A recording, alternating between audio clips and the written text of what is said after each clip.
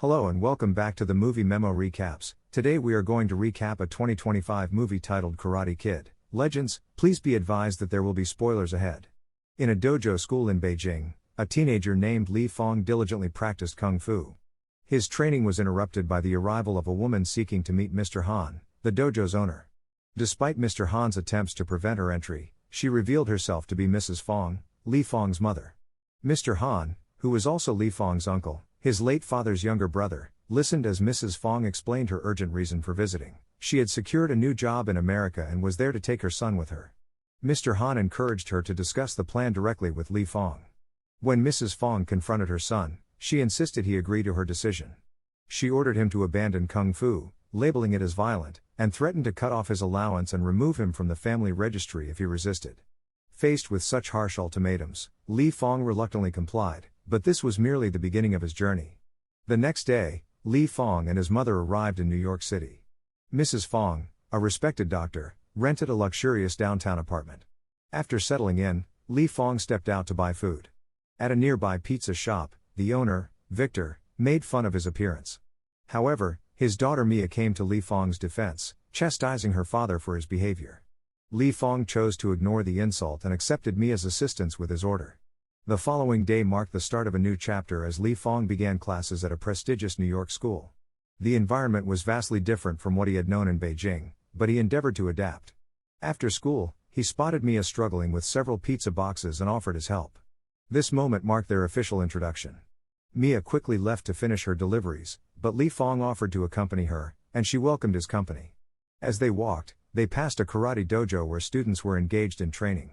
Mia asked if Li Fong practiced martial arts, and although he admitted he did, he downplayed his skills despite being proficient in kung fu. Mia cautioned him against training there. Just then, the dojo owner, O'Shea, called Mia over to remind her about her father's unpaid debt and pointed out that she was with another boy. I just saw your girl Mia out there. Prompting a reaction from a student named Connor. Frustrated by the situation, Connor lashed out when teased by a training partner. After leaving the dojo behind, Mia and Li Fong continued their deliveries together. Once they completed their tasks, Mia invited him to Chinatown to shop for something special. When they arrived at the store, they found the total price was $600, but Mia only had $450. Demonstrating his negotiation skills in Mandarin, Li Fong successfully convinced the cashier to lower the price. Mia was thrilled and expressed her gratitude, promising to show him around New York the following day. True to her word, Mia took Li Fong on an adventurous ride across the city on her motorcycle. However, their journey took an unexpected turn when the motorcycle broke down, forcing them to push it onto the train. On board, they encountered a group of teenagers led by Connor, Mia's ex-boyfriend and a skilled karate student, who attempted to flirt with her again. When Li Fong intervened and told Connor to back off. Okay, Connor, you can keep walking now. Okay, move. Because she asked you to. Come on, let's let the lady pass. Heads up. He was met with a punch to the eye before Connor left. Later, as they walked together while pushing the broken motorcycle, Mia apologized for Li Fong getting hurt while trying to protect her. He brushed off her concern, downplaying the injury as minor. He explained that he refrained from fighting back because he had promised his mother he would not engage in any fighting or practice kung fu in America. To help him recover from the bruise, Mia took him to her family's pizza shop, where her father Victor treated the injury and cleverly used makeup to conceal it from Mrs. Fong. When Li Fong inquired about Victor's impressive ability to absorb punches, Victor shared that he was once a boxer who faced bruises like the one on Li Fong's eye on a daily basis. The following morning, Mrs. Fong noticed the bruise and reiterated her warning against fighting. Later that day, she took Li Fang to the city library, where he met Alan, his tutor for college preparation. That night, while cleaning his room in their new apartment, Li Fong stumbled upon a photograph of his late brother, Li Bo, who had passed away 2 years prior. The image brought back vivid memories of Li Bo, a kung fu master, who had once attempted to teach him the elusive dragon kick, a move Li Fong had struggled to master. This recollection stirred within him a potent mix of regret and determination. Once he had healed from his eye injury, Li Fong returned to school, only to encounter Connor, who mocked him in front of their peers. Frustration boiled within him, leading Li Fong to challenge Connor to a fight. Connor accepted, stipulating that they would use only their legs. As they clashed in the schoolyard, a crowd quickly gathered. Despite the agreed limitations, Connor easily overpowered Li Fong. In a moment of desperation, Li Fong attempted the dragon kick his brother had taught him, but he faltered and was swiftly knocked down. Teachers intervened to halt the fight, leaving Li Fong seething with anger and disappointment as he made his way home. That evening, while passing by the pizza shop, he noticed Mia's broken motorcycle. As he began to repair it, he witnessed 4 thugs attacking Victor, Mia's father. Without hesitation, Victor! Li Fong intervened and dispatched the attackers with his kung fu skills.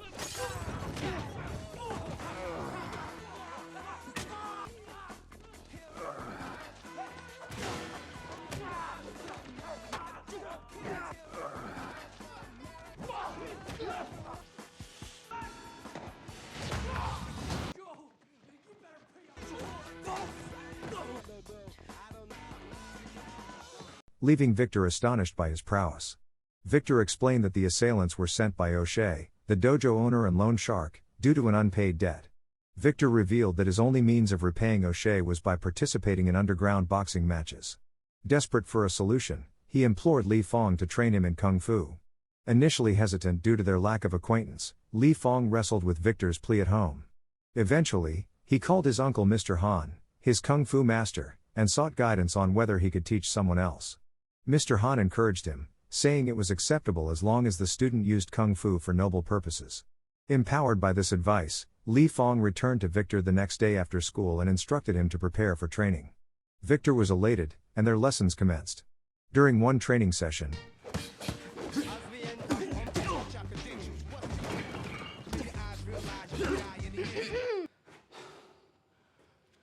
Since when do we close at 8 o'clock? You told me he's the Chinese Peter Parker. I don't care. Mia walked in and chastised them both. She was adamantly opposed to her father returning to fighting. Victor explained that this was his only path to settle his debt with O'Shea and vowed that once it was cleared, he would never fight again. Reluctantly, Mia consented, but only for this one match. From that point onward, Li Fong dedicated himself to training Victor rigorously. He employed unconventional methods, integrating kung fu principles into everyday activities like kneading pizza dough, illustrating how martial arts could be applied to all aspects of life. To motivate Victor further, he hung a photo of Mr. Han on the wall as a source of inspiration. As their bond deepened, Li Fong began helping out at the pizza shop, which brought him closer to Mia. Connor took notice of their blossoming connection. One evening, while training alone after hours, Victor discovered Li Fong lost in thought. When pressed for what troubled him, Li Fong opened up about the painful memory of his brother Li Bo's death. He recounted how Li Bo had been attacked by a rival gang after triumphing in a kung fu tournament in Beijing, a tragic loss that weighed heavily on his heart. We were outnumbered. Nice. The rival brandished a knife and took Li Bo's life, leaving Li Fong paralyzed by fear and unable to intervene. This haunting memory of guilt had shadowed him ever since. Victor urged Li Fong to release the chains of the past and focus on the future. The following day, Li Fong joined Alan for a study session at the pizza shop, where Mia later invited both of them to an Italian cultural festival. Aware of Li Fong's feelings for her, Alan accepted the invitation. However, during the festival, Li Fong's heart sank as he watched Connor attempt to draw closer to Mia, igniting a wave of jealousy within him. A few nights later, Victor prepared for a legal boxing match to raise money to pay off his debt to O'Shea. Before the fight commenced, Mia noticed Li Fong was distant and evasive. When she confronted him, he confessed his jealousy and expressed his disapproval of Connor. In a moment of vulnerability, Mia revealed her true feelings for Li Fong, and they almost shared a kiss before Victor unexpectedly interrupted them. At the arena, Victor warmed up and soon faced O'Shea's fighter. Drawing on the kung fu techniques Li Fong had taught him, he launched into the match with vigor. In the initial rounds,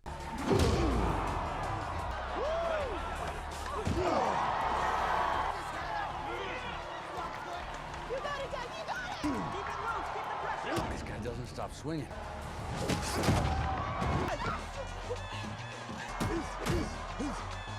Victor showcased his strength and skill, landing precise punches. However, as the fight progressed, O'Shea's fighter resorted to underhanded tactics at his coach's command. With illegal strikes delivered behind the referee's back, Victor began to falter. After being knocked down, he was struck again in the head, causing him to bleed and necessitating an urgent rush to the hospital. Panic consumed Mia, while Li Fong stood frozen, haunted by memories of his brother's tragic death. At the hospital, Mrs. Fong tended to Victor's injuries but chastised Li Fong for his involvement in the fight. Overwhelmed with guilt, he blamed himself for training Victor and resolved to abandon martial arts entirely, even going so far as to block Mr. Han's number to sever all ties with Kung Fu. 5 days later, upon returning from school, Li Fong sensed someone had entered their apartment through the window.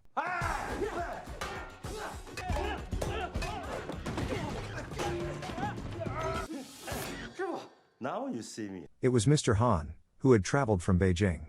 Shortly after, Mrs. Fong arrived and was taken aback by his unexpected presence. During dinner, she questioned why he had come without prior notice. Mr. Han explained his concern over being unable to reach Li Fong by phone. Later, in private, Li Fong confided in Mr. Han that he now harbored a deep resentment toward martial arts. He felt that training Victor had led directly to the hospital incident. The next morning, Mr. Han woke Li Fong early and insisted they visit Victor at the hospital. Upon their arrival, Mia exited the room visibly upset, but Victor bore no ill will toward Li Fong. Mr. Han then inquired if there were any major official tournaments beyond illegal boxing. Victor mentioned the New York 5 Region Karate Tournament but expressed regret that he couldn't participate. In response, Mr. Han revealed his plan: Li Fong would compete in Victor's place. Li Fong resisted vehemently, claiming disinterest in participating. Mr. Han explained that Kung Fu's reputation in New York had suffered due to Victor's loss. After considering this, Li Fong finally agreed to participate. With the tournament set for 10 days later, Mr. Han visited a karate dojo in New York that afternoon and met Master Daniel. "You knew Mr. Miyagi?" Daniel asked with surprise when he learned of Mr. Han's friendship with his late father. When Mr. Han requested that Daniel train Li Fong for the upcoming tournament, Daniel hesitated, questioning why Mr. Han wouldn't train his own nephew instead. Mr. Han clarified that he was a Kung Fu master, not a karate master, and revealed his innovative strategy to merge both styles, enhancing Li Fong's chances of success. After some discussion, Daniel agreed to lend his expertise, while Alan graciously offered his family's garden as the training ground. The very next day marked the beginning of their intensive training regimen.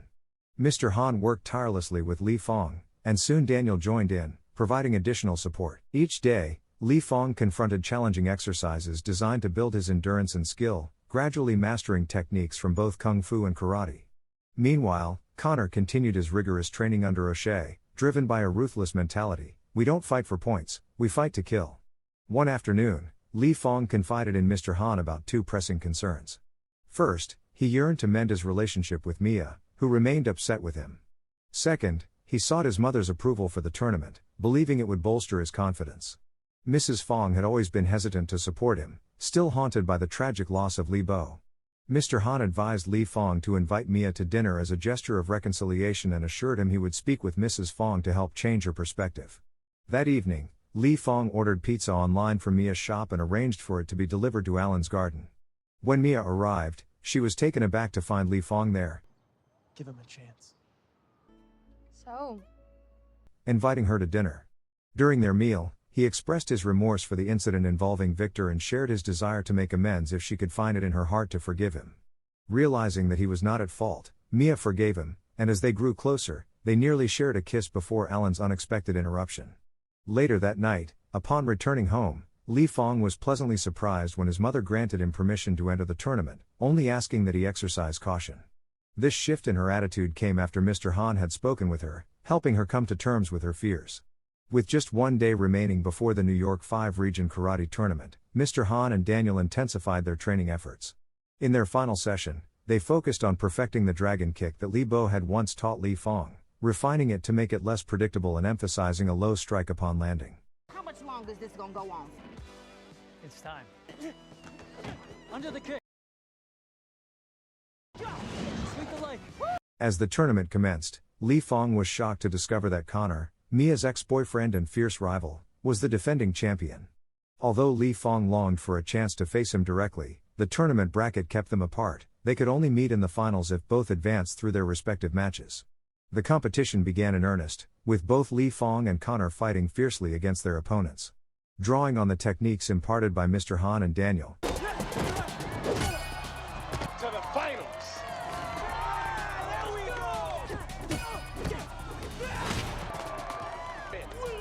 Li Fong Li Fong triumphed over formidable challengers. At one point, Connor attempted to sabotage Li Fong's success by ordering his bodyguards to injure him out of jealousy. However, Mr. Han and Daniel intervened swiftly, confronting Connor's goons and standing up for Li Fong. Ultimately, Li Fong earned his place in the finals, where he would confront his rival, Connor.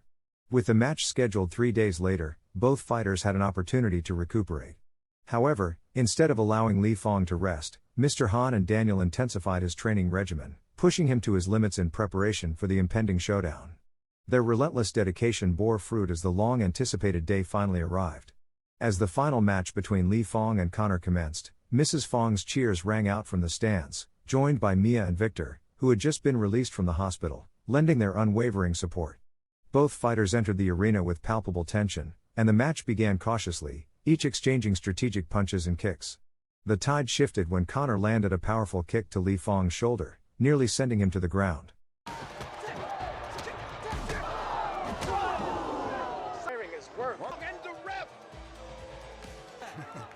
This is turning down. In that critical moment, Li Fong drew strength from the encouraging voices of his mother, Mr. Han, and Mia, propelling him to rise and fight on. With renewed focus, Li Fong prepared to execute the dragon kick. That's our move. Classic 1-inch punch. Yeah. 2 points for the kick to the face. In my hand. Oh, bomb. He has taken the lead. Oh, point Fong. I got a day.